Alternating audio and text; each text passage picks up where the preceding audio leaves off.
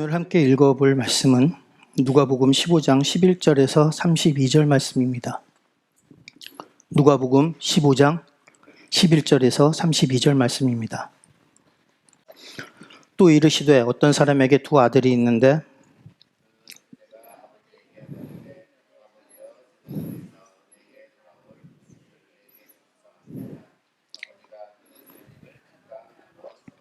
그 후 며칠이 안 되어 둘째 아들이 재물을 다 모아가지고 먼 나라에 가 거기서 허랑방탕하여 그 재산을 낭비하더니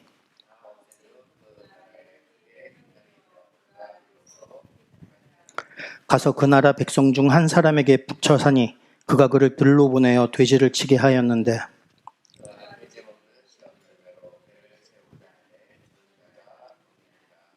이에 스스로 돌이켜 이르되 내 아버지에게는 양식이 풍족한 품꾼이 얼마나 많은가. 나는 여기서 줄여 죽는구나.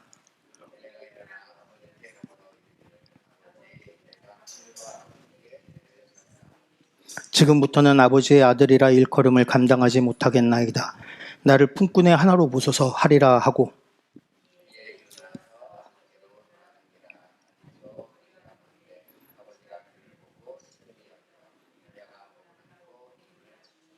아들이 이르되 아버지 내가 하늘과 아버지께 죄를 지었사오니 지금부터는 아버지의 아들이라 일컬음을 감당하지 못하겠나이다 하나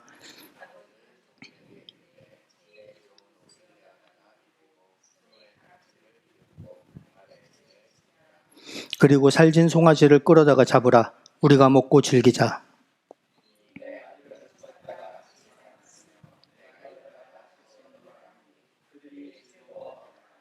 맏아들은 밭에 있다가 돌아와 집에 가까이 왔을 때 풍악과 춤추는 소리를 듣고 대답하되 당신의 동생이 돌아왔음에 당신의 아버지가 건강한 그를 다시 맞아들이게 됨으로 인하여 살진 송아지를 잡았나이다 하니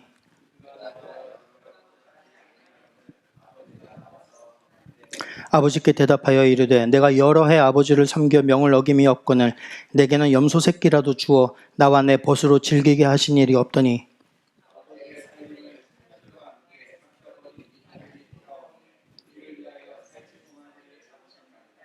아버지가 이르되 예 너는 항상 나와 함께 있으니 내 것이 다 내 것이로되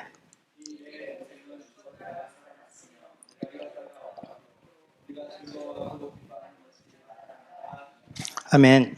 잠시 기도하시겠습니다. 사랑에 충만하신 하나님 아버지, 오늘 이 시간 주님의 그 우리를 향한 크신 사랑에 대해서 함께 살펴보고자 합니다. 주님, 부족한 종의 이 자리에 섰으나 아버지 이 자리에서 태어나는 종의 입술 주장하여 주셔서 듣는 자와 전하는 자 모두 주님의 메시지에 그 생명의 말씀에 아버지 깊이 감화받고 아버지 주님의 자녀로서 부끄러움 없는 그런 자녀로 성장해 나갈 수 있는 귀한 시간 될 수 있도록 주님 이 시간 인도하여 주시옵소서. 예수님 이름 받들어 간절히 바라오며 기도합나이다. 아멘. 목이 확 쉬었습니다. 찬양이 은혜롭다 보면요 설교할 생각을 제가 잊게 됩니다. 옛날에 그 노란 손수건이란 이야기가 있었습니다. 저는 책으로 봤었습니다. 아주 옛날에 나온 책이라서 혹시 기억하시는 분들 계실지 모릅니다. 그 태진아의 노래 제목 노란 손수건과는 다릅니다. 뉴욕에서 플로리다 해변으로 가는 대륙횡단 버스가 있었습니다. 거기에 세 쌍의 젊은 남녀가 버스에 탑니다. 승객이 모두 타고 이제 버스가 출발합니다. 세 쌍의 남녀들은 여행의 기분에 취해서 한참 웃고 떠들어 하다가 점점 조용해집니다. 그들 바로 앞자리에 한 사내가 돌부처처럼 침묵 속에 앉아 있었기 때문이었습니다. 수염이 덥수룩하고 표정 없는 얼굴에 무겁게 가라앉은 분위기. 젊은이들은 그 사내에게 관심을 갖기 시작합니다. 저 사람 누구지? 뭐 하는 사람일까? 배 타는 사람일까? 아니면은 이제 제대하고 집으로 돌아가는 퇴역 군인일까? 일행 중 한 여자가 용기를 내서 그에게 포도주를 권해봅니다. 그는 짧게 엷은 미소를 지어보고 그리고 포도주 한 모금 마시고는 다시 침묵에 들어갑니다. 밤을 새워 달린 버스가 아침이 돼서 휴게소에 섰을 때 어젯밤 그 말을 붙였던 여자가 그에게 같이 함께 식사를 하자고 권합니다. 그는 머뭇거리면서 자리를 함께 했습니다. 식사 마치고 다시 버스를 탔을 때 여자는 그 남자 옆에 앉습니다. 그리고 이런저런 질문을 하기 시작합니다. 그러자 얼마 후에 굳게 닫혀있던 그의 입이 열리고 자기 얘기를 털어놓기 시작합니다. 그 사람의 이름은 빙고였습니다. 뉴욕 교도소에서 4년의 징역형을 마치고 집으로 돌아가던 중이었습니다. 감옥에 있는 동안 아내한테 편지를 보냈다고 합니다. 부끄러운 죄를 짓고 오랫동안 집에 돌아가지 못한다. 그러니 만일 나를 기다릴 수 없거나 혼자 살기 힘들어진다. 이렇게 생각된다면 나를 잊어도 좋다. 편지를 안 해도 좋고 면회하지 않아도 좋다. 그리고 3년 반 동안 아내는 한 통의 편지도 보내지 않았습니다. 마침내 이제 석방을 눈앞에 두게 되고 그는 아내에게 다시 편지를 씁니다. 만일 자신을 용서하고 다시 받아들일 생각이 있다면 마을 입구 커다란 참나무에 노란 손수건을 걸어달라고 했습니다. 만일 아내가 재혼을 했거나 자신을 받아들일 생각이 없다면, 그래서 손수건을 걸어놓지 않는다면 그는 그냥 버스에서 내리지 않고 그 버스를 타고 어디론가 떠나겠다. 이렇게 했습니다. 그 빙고의 얼굴이 굳어져 있던 것은 거의 4년 동안이나 소식이 끊겼던 아내가 자기를 받아줄 것인지 아니면 받아주지 않을 것인지 알 수 없는 불안감 때문이었습니다. 결국 이 사연이 버스 안에 모든 승객에게 다 전해집니다. 이윽고 버스가 그의 마을 근처로 가까이 가면서 버스 안은 설렘과 긴장감으로 가득 찹니다. 빙고는 너무 긴장해서 아예 고개를 들고 차창 밖을 내다볼 생각도 하지 못합니다. 이제 곧 눈앞에 나타날 그 실망스러운 순간을 대비해서 마음속으로 각오를 단단히 하고 있는 것처럼 보입니다. 마을과의 거리가 점점 가까워지고 이제 버스 안에서는 자동차 엔진 소리밖에 들리지 않습니다. 승객들은 모두 창가로 몰려가서 숨을 죽이고 기다립니다. 드디어 버스가 마을을 향해 딱 산모퉁이를 돌았을 때 버스 안에서는 갑자기 함성이 터져 나옵니다. 버스 승객들은 너나 할 것 없이 자리를 박차고 일어서 서로 끌어안고 환호성을 지릅니다. 그 마을 어귀에 있던 참나무에 수백 개의 노란 손수건이 걸려서 바람에 휘날리고 있었습니다. 혹시라도 남편이 손수건을 보지 못하고 그 마을을 지나칠까 봐 아내는 아이들과 함께 그 참나무를 온통 노란 손수건으로 장식해 놓았던 겁니다. 그 넋을 잃은 사람처럼 멍하니 앉아서 참나무를 바라보다가 천천히 일어나서 버스에서 내립니다. 이 이야기는 미국 소설가이자 칼럼니스트인 피트 하밀이라는 사람의 실화를 바탕으로 해서 뉴욕 포스트에 게재한 고잉 홈이라는 제목의 글입니다. 이 감동적인 이야기가 1973년에 토니 올랜도와 던이 만든 Tie a Yellow Ribbon Round the Oak Tree라는 노래로 이 노래가 만들어서 이게 전 세계적으로 히트를 하면서 많은 사람들에게 기억하는 그런 이 감동적인 스토리가 됩니다. 이 노래도 우리가 제목을 잘 몰라도 멜로디를 들으면 다 압니다. Tie a yellow ribbon round the old oak tree. It's been 3 long years. Do you still want me? 뭐 이렇게 나옵니다. 이 이야기 속의 노란 손수건은 용서와 포용과 사랑의 표현입니다. 부끄러운 과거를 용서하고 고달픈 세월을 마다하지 않고 남편을 기다려줬던 그 아내의 남편에 대한 지극한 사랑을 상징합니다. 우리나라에서는 이게 노란 손수건이라고 번역됐지만 원래는 노란 리본입니다. 그리고 예전에 영국 청교도들이 영국 내전 당시에 노란 리본을 달기 시작했던 것이 그 기원이라고 합니다. 그러다가 이것이 미국에 와서 19세기의 여인들이 미국 기병대에 복무하는 자기 남편이나 애인에 대한 헌신을 표현하는 방법으로 이 노란 리본을 머리에 달았다고 합니다. 그래서 이건 여러분도 또 익히 들어보셨을 Around the Neck She Wears Yellow Ribbon이라는 노래가 있습니다. 그리고 이것은 존 포드 감독, 그 다음에 존 웨인 주연의 영화도 만들어집니다. 우리나라에서는 황색 리본이라는 이름으로 예전에 아주 오래전에 개봉됐던 것으로 기억이 납니다. 여기에 보면은 그 제일 처음에 한때 되게 유명했던 그 이 영화 음악을 되게 잘 만들었던 그런 이 남성 코러스가 이 노래를 부르는 장면이 나옵니다. Around the neck, she wear a yellow ribbon. She wear it in the summer and in the month of May. 뭐 이렇게 나와요. Why? And if you ask why the heck she wore it for a lover who was far, far away. Far away, far away. 뭐 이렇게 나와요. 되게 유명하고 이 노래 멜로디는 여러 가지 이제 가사가 붙어서 개사로도 많이 됩니다. 이렇게 그 사랑하는 사람의 무사 귀환을 바라는 마음으로 만들었던 이 노란 리본은 현재 미국 군인들, 그 다음에 소방서에도 그 대원들을 후원하는 상징으로 사용되고 있습니다. 그리고 이제 좀 더 시간이 흐른 뒤에는 추모와 애도의 뜻을 담은 표현으로도 사용되고 있습니다. 얼마 전까지 제 페이스북에 그 대문에 걸려있던 사진도 노란 리본이었습니다.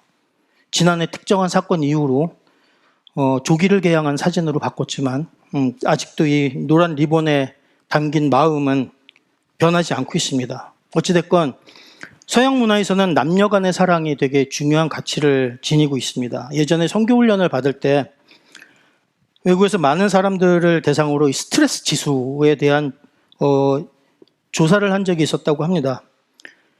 외국 사람들이 가장 큰 스트레스를 받는 경우가 배우자가 죽었을 때라고 했습니다. 그리고 두 번째가 되게 재미있게 반려견이 죽었을 때라고 합니다. 근데 아시아의 경우는 좀 다릅니다. 자식이 죽었을 때 가장 큰 스트레스를 받는다고 합니다. 우리나라에서도 부모가 돌아가시면 산에 묻고 자식이 죽으면 가슴에 묻는다. 이런 말이 있습니다. 물론 부모님을 잃는 것은 하늘이 무너지는 슬픔이라는 얘기를 해서 천붕이라는 이 표현을 씁니다.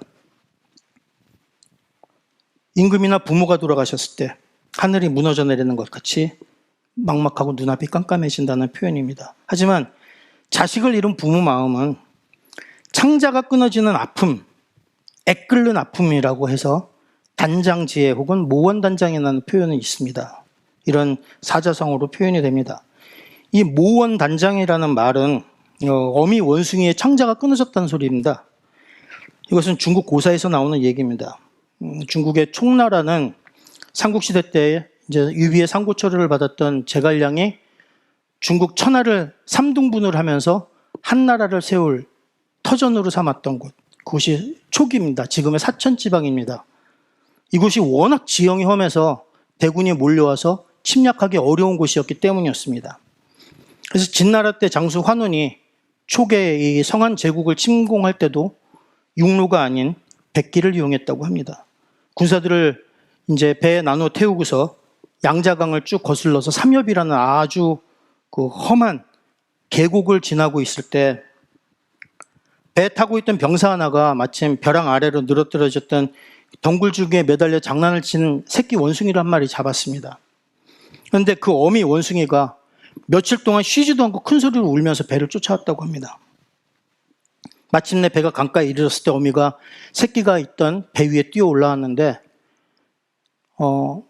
마침내 그 새끼한테까지 다가가지도 못하고 배에 뛰어 올라가자마자 죽었습니다. 애절하게 울부짖던 모습을 잊지 못한 병사가 그 어미 배를 갈라보니까 창자가 다 토막토막 끊어져 있었다는 겁니다. 이 말을 전해들은 그 장수 환호는 비록 짐승이라 할지라도 모성애가 지극한데 그 장난으로 어미와 자식을 갈라놓았다 해서 이 새끼 원숭이를 잡았던 병사를 매질을 해서 내쫓았다고 합니다. 이게 유희경이 지은 세설신야라는 책에 전해져 내려오고 있는 얘기입니다. 그래서 모원단장이라는 표현을 씁니다. 현대의학에서도 심한 고통을 겪으면 심장이 크게 부풀어 오르고 창자가 끊어지는 경우가 있다고 합니다. 이게 부모의 자식에 대한 사랑이겠죠. 오늘 우리가 읽은 말씀은 보통 탕자의 비유라고 알려져 있습니다. 그런데 탕자란 글자 그대로 자신에게 있는 것을 아주 방탕하게 마구 써버린 아들이란 뜻입니다. 그래서 영어 제목도 Parable of Prodigal Son이라고 표현이 됩니다. Prodigal Son이라고 하는데요. 이거 역시 영어 제목은 이렇게 되어 있는데 요즘 나오는 성경에, 한글 성경에 보면은 잃었던 아들을 찾은 아버지 이렇게 나옵니다. 근데 저는 이것이 좀 더 정확한 제목이라고 생각을 합니다. 그 이유는 아마 지금부터 이야기할 수 있을 것 같습니다. 어찌됐건 이 프로디갈 선, 탕자의 비유, 이렇게 보통 예전에 우리가 알고 있었기 때문에 그래서 그런지 이 이야기에서 우리가 보통 주목하는 것은 둘째 아들과 아버지입니다. 아버지의 재산을 미리 받은 다음에 멀리 다른 나라 가서 마구 써버리고 거지가 돼서 돌아온 아들, 그리고 그 아들을 따뜻하게 여전히 내치지 않고 맞아주시는 아버지의 크신 사랑, 이것이 보통 우리가, 그리고 제가 이 탕자의 비유에서 기억하는 내용입니다. 원래 저는 그렇게 영적인 사람이 못 돼서 영성과 관련된 책을 잘 보지 않습니다. 그런데 제 동기 목사님이 저한테 추천해 준 책이 있어서 그 책을 한번 우연한 기회에 이 탕자의 비유에 관한 책을 읽은 적이 있었습니다. 그리고 이 책을 통해서 예수님께서 이 비유를 통해 말씀하신 대상이 누구인가, 그리고 가장 엄격한 가부장 사회였던 이 중동 문화에서 이 탕자의 비유가 어떤 의미를 지니는가를 알고 좀 많은 충격을 받기도 했었습니다. 그래서 오늘 누군가의 갑질로 인해서 귀한 자식을 잃은 부모의 아픔을 생각하다가 우리의 추하고 중한 죄 문제를 다 해결해 주시려는 하나님의 크시고도 크신 그 사랑을 함께 고민해 보고자 이 본문을 택하게 됐습니다. 우선 이 예수님께서 이 비유를 들게 된 배경을 알려면 누가복음 15장 전체를 읽어야 합니다. 이 장은 세리와 죄인들이 예수님의 말씀을 듣기 위해 다 가까이 모였을 때 바리새인과 서기관들이 예수님께 죄인을 받아들이고 그들과 함께 식사를 한다고 손가락질하는 장면이 나옵니다. 그때 들려주셨던 세 가지 비유가 있는데 그 중에 하나가 이 마지막 이야기가 이 탕자의 비유입니다.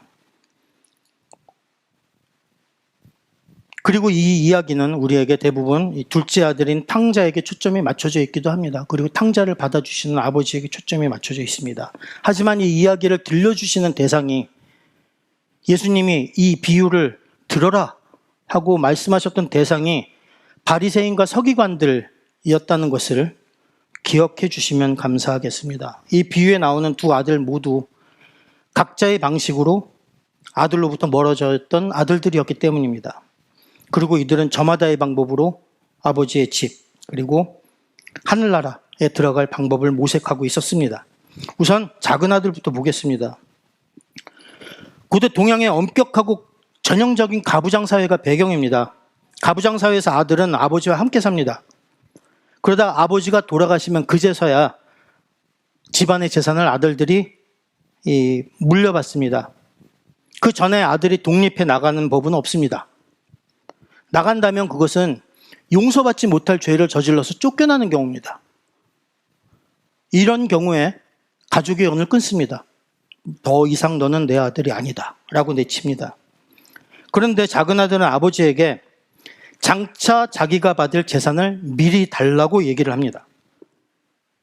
작은 아들이 아버지에게 이렇게 얘기하는 것은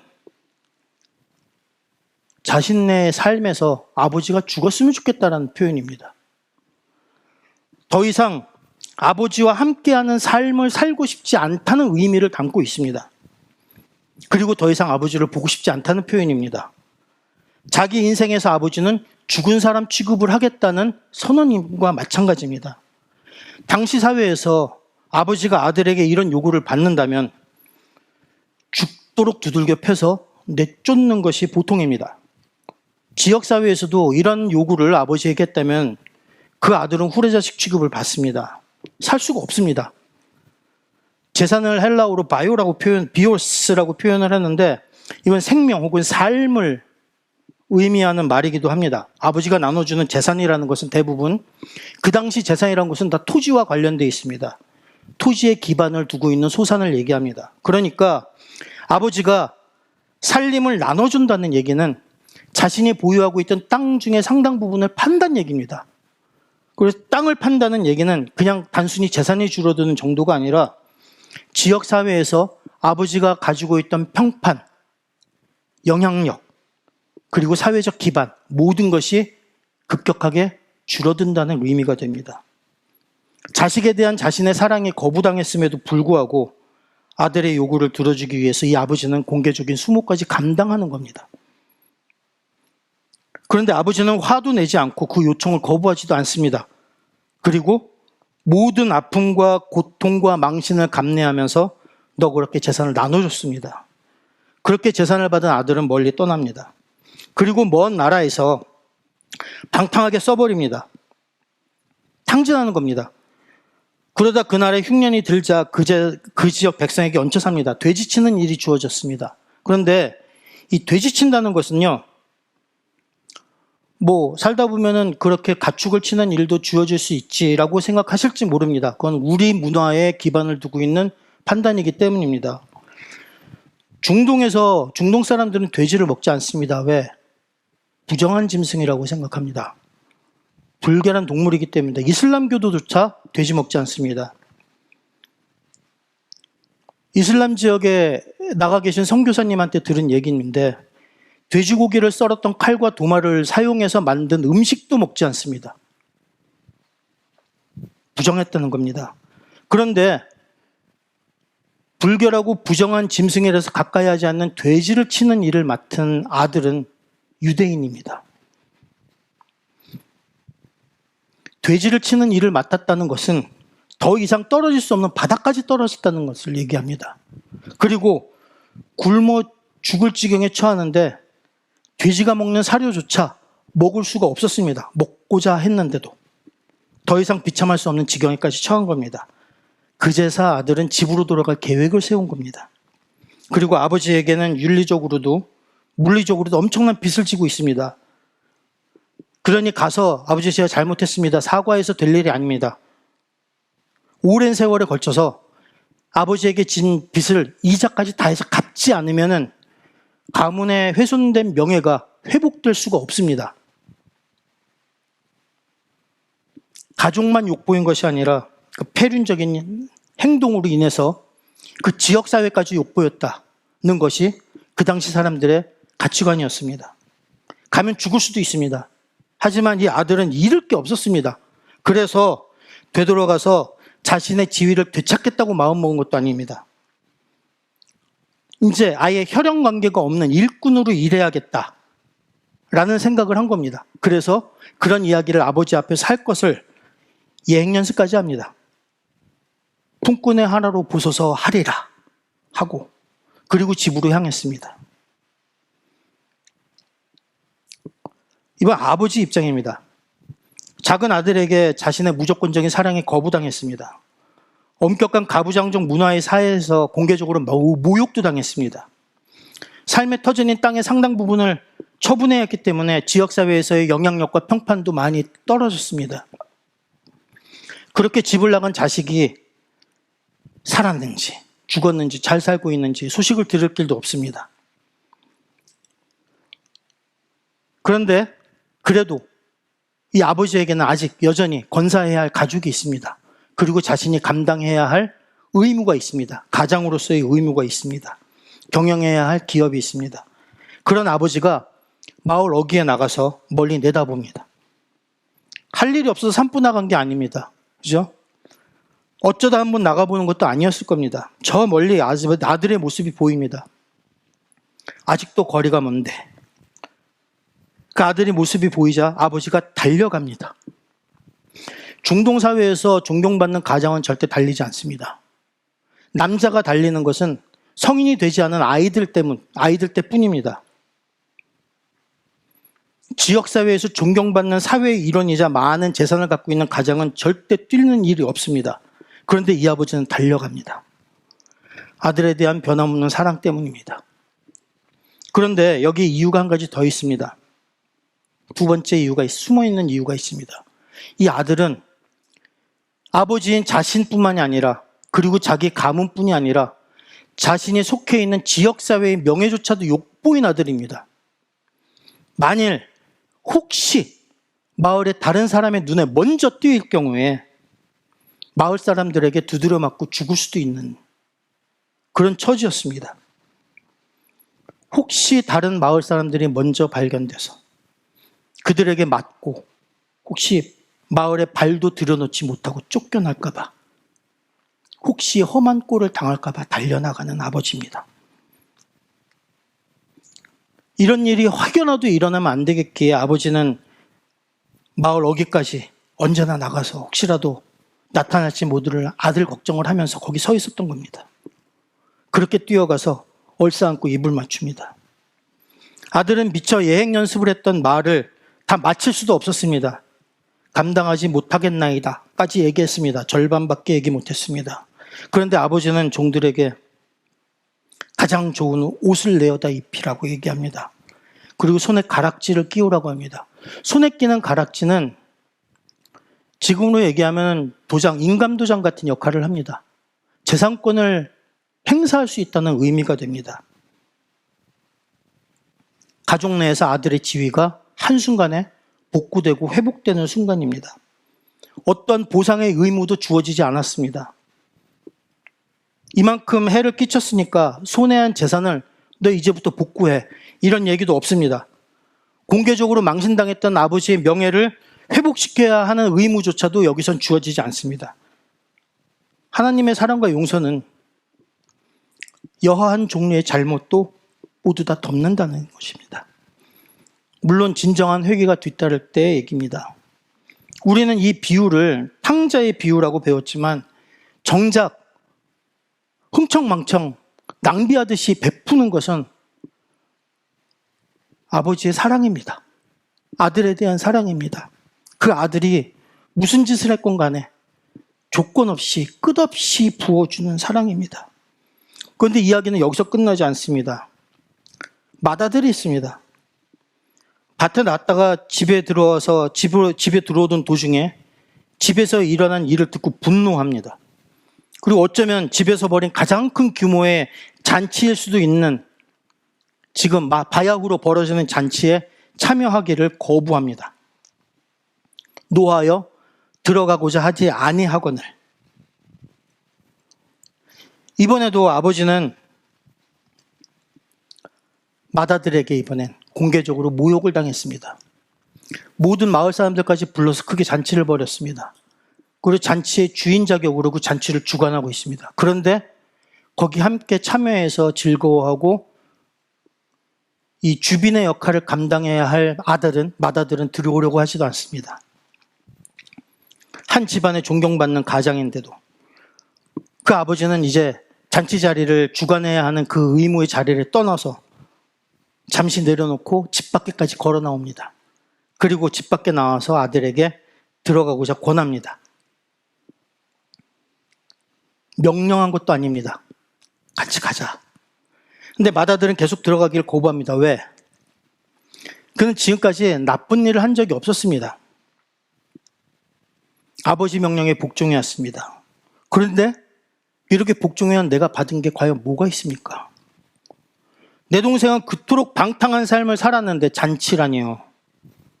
너무 불공정하지 않습니까? 맏아들이 얘기합니다. 나는 불순종한 적이 없습니다. 그러니 내게도 권리가 있단 말입니다. 적어도 저한테 상의 정도는 해주셔야 되는 거 아닙니까? 아버지 마음대로 이러시는 법이 어디 있습니까? 언뜻 생각하면 맏아들의 입장이 이해가 가는 듯 합니다. 그런데 이 비유를 들은 사람이 누구였던가를 가만히 생각해 보면 이 비유를 들었던 사람들은 바리새인하고 서기관들이었습니다. 그죠? 무슨 뜻이냐? 윤리적으로도 스스로 절제해가면서 잘 살았으니까 나는 복받을 권리가 있다. 나는 칭찬받아 마땅하다. 이렇게 요구하고 이렇게 생각하며 당당하게 살았던 사람들이 누구죠? 그래서 다른 사람들한테 거리낌 없이 손가락질했던 사람들이 바리새인과 서기관들이었습니다. 우리가 아버지의 뜻에 맞게 살아가는 것이 이 세상에서 복받기 위한 것이 목적일까요? 아니면 나는 그렇게 살았기 때문에 하나님에게 복을 요구할 자격이 있다고 생각합니까? 혹시 여러분들도 맏아들처럼 내 순종을 믿기로 하나님을 내 뜻대로 조종하려고 제게 복 취해줘 라고 요구하시는 이런 생각을 해보신 적은 없습니까? 내가 순종했으니까. 하나님께서는 내가 원하는 것을 마땅히 들어주셔야 할 거 아닙니까? 이렇게 생각하십니까? 예전에 피터 셰퍼가 쓴 희곡 아마데우스라는 이 작품이 있습니다. 영화로도 만들어져서 대단히 크게 히트를 쳤었습니다. 이 아마데우스에서 살리에리라는 아주 유명한 음악 천재가 나옵니다. 이 살리에리가 어렸을 때 하나님께 기도합니다. 하나님, 나를 위대한 음악가로 만들어주세요. 내 음악을 통해서 하나님께 영광을 드러내고 그리고 내가 존경받게 해주세요. 세계적으로 이름을 떨치게 해주세요. 내가 죽은 후에도 사람들이 내 이름을 기억하고 내 음악을 영원히 사랑하게 해주세요. 그러면 나는 내 모든 걸 바치겠습니다. 그리고 내 동료 음악가들을 돕는 데 최선을 다하겠습니다. 아멘. 아멘. 그는 하나님께 맹세한 대로 그런 삶을 삽니다. 방탕하게 살지도 않았고 근면하게 작곡을 했고 많은 음악가들을 무료로 가르치고 그들을 지원하고 지치지 않고 가난한 사람들을 후원합니다. 명성은 점점 높아져가고 하나님께서 자기 기도 들어줬다고 생각합니다. 그러다가 어느 날 젊은 음악가 볼프강 아마데우스 모차르트를 만납니다.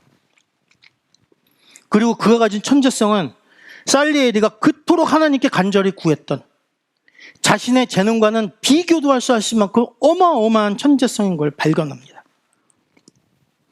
모차르트의 미들네임이 아마데우스라는 말은 하나님의 사랑을 받는 자라는 뜻이라고 합니다. 하지만 이 모차르트는 자신의 받은 그 재능과는 비교할 수 없을 만큼 천박한 성품을 타고났습니다. 방탕하게 삽니다. 가볍게 이를 데 없는 성격을 갖고 있었습니다. 마치 둘째 아들 같은 삶을 산 겁니다. 이것을 보면서 맏아들처럼 견실한 삶을 살아왔던 살리에리가 분노합니다.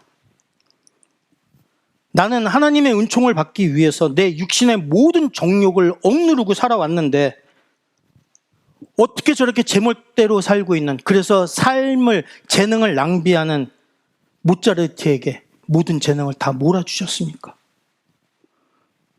그리고 마침내 선언합니다. 지금부터 하나님과 우리는 원수입니다. 나는 당신을 미워하겠습니다. 유교, 불교, 도교 모든 동양 철학, 동양 종교에는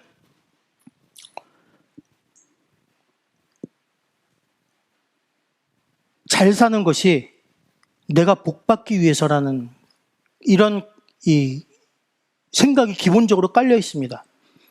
이런 문화권 속에서 자란 우리들에게도 이런 생각이 은연중에 삶의 자리에서 뜻하신 게 툭툭툭 튀어나옵니다. 그래서 이런 거를 보통 카르마 혹은 업보라고 합니다. 뭔가 안 좋은 일이나 사고 같은 걸 당할 경우에 보통 사람들이 이런 얘기합니다.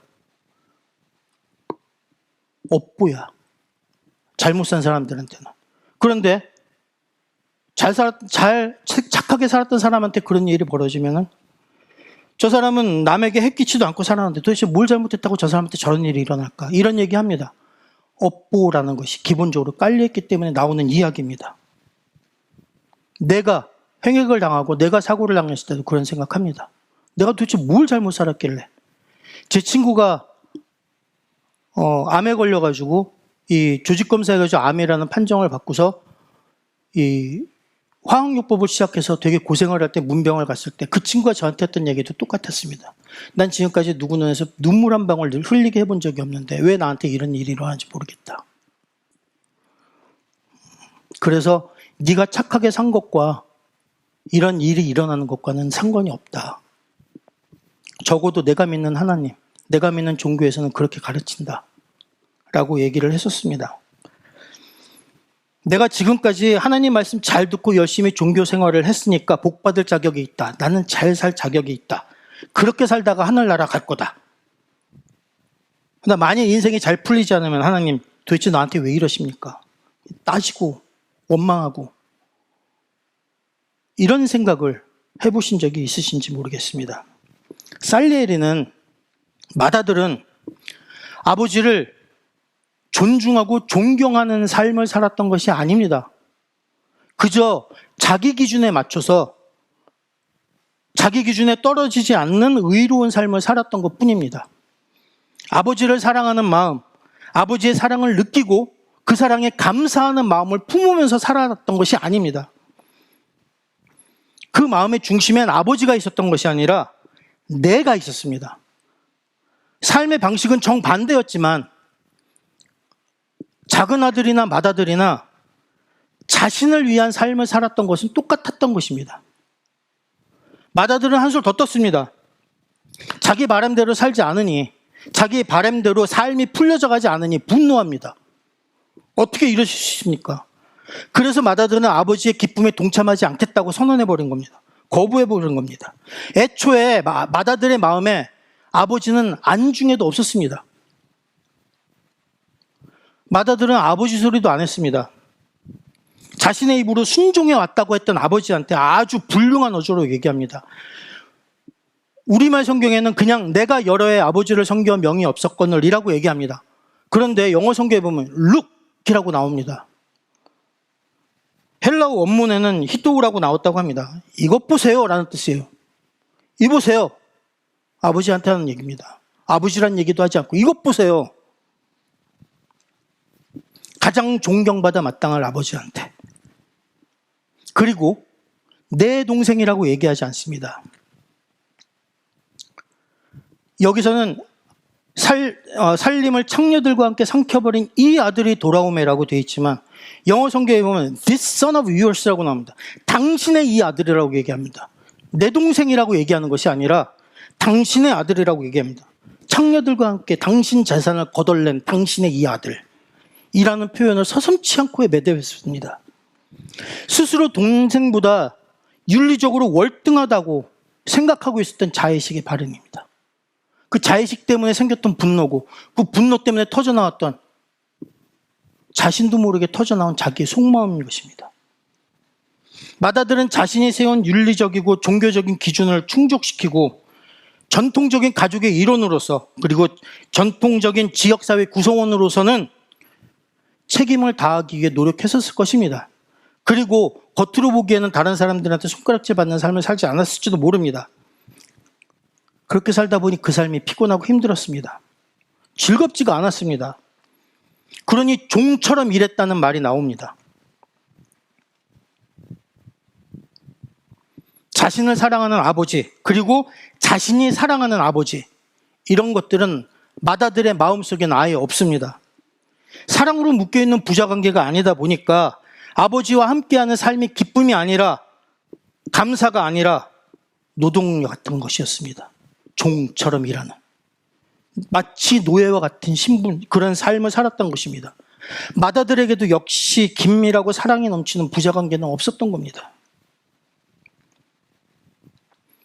그러니 아버지 기쁨에 동참하는 것 따위는 없었겠지요. 아버지에게는 결국 두 아들 모두 잃어버린 아들들이었던 겁니다. 작은 아들은 글자 그대로 육체적으로 윤리적으로 아버지를 멀리 떠났습니다.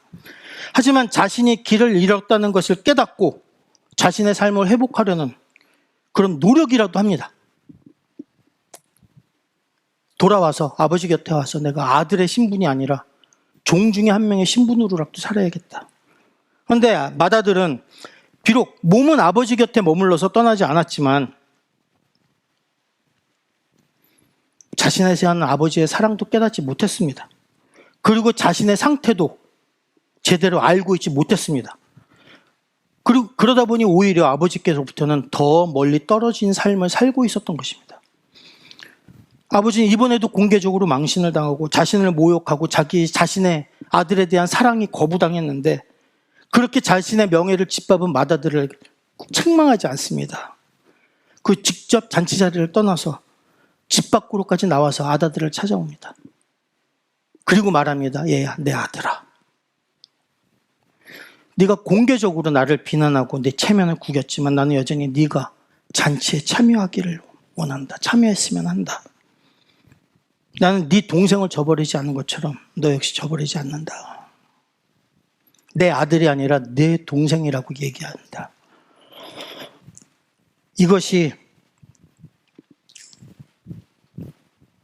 탕자의 비유를 통해서 예수님께서 우리에게 보여주시려던 잃어버린 자식을 찾은 아버지의 참모습입니다. 잃어버린 자식들에 대한 하나님 아버지의 끝없는 사랑입니다. 예수님께서는 이 비유를 통해서 아버지를 거역하는 것이 하나님을 거역하는 죄의 개념을 완전히 뒤집어 놓으셨습니다. 작은 아들뿐 아니라 맏아들 역시 아버지에게는 잃어버린 자식이었고 죽은 자식이라는 것입니다. 그럼에도 불구하고 아버지 하나님은 우리를 사랑하신다고 얘기하십니다. 아버지는 집안에 앉아서 작은 아들이 돌아오길 기다리지 않았습니다. 저 멀리 아들의 모습이 보이자 달려가 끌어안고 입을 맞췄습니다. 아들의 회개가 전제 조건으로 필요했던 것도 아닙니다. 아버지에게는 아들이 그저 가던 길에서 돌이켜서 돌아온 것만으로도 충분했습니다. 아버지는 또 분노에 차서 자신을 모욕한 맏아들을 몸소 찾아가서 밖에 나와서 함께 안으로 들어가서 잔치에 참여할 것을 간청합니다. 예수님께서는 장차 당신을 로마인들의 손에 넘겨주고 그리고 죽이려고 하는 그 바리새인과 서기관들을 향해서 비난을 퍼부은 것이 아니라 애정 어린 목소리로 분노와 자기 의에서 돌이켜서 회개하고 돌이키라고 간청하고 계시는 겁니다. 어떤 유형의 아들이든 우리가 먼저 아버지를 찾을 수는 없습니다. 아버지의 넘치는 사랑이 먼저 있지 않으면 안 됩니다. 어떤 때는 작은 아들 경우처럼 우리 삶에 적극적으로 개입하십니다. 어떤 때는 맏아들 경우처럼 조용히 인내심을 가지고 계속 아버지를 등지고 멀리하려는 자식과 변론하려고 하십니다. 하지만 분명한 것 하나는 어떤 아들이든 하나님 아버지에게는 똑같이 죽은 아들이지만 똑같이 사랑하는 아들이라는 것입니다.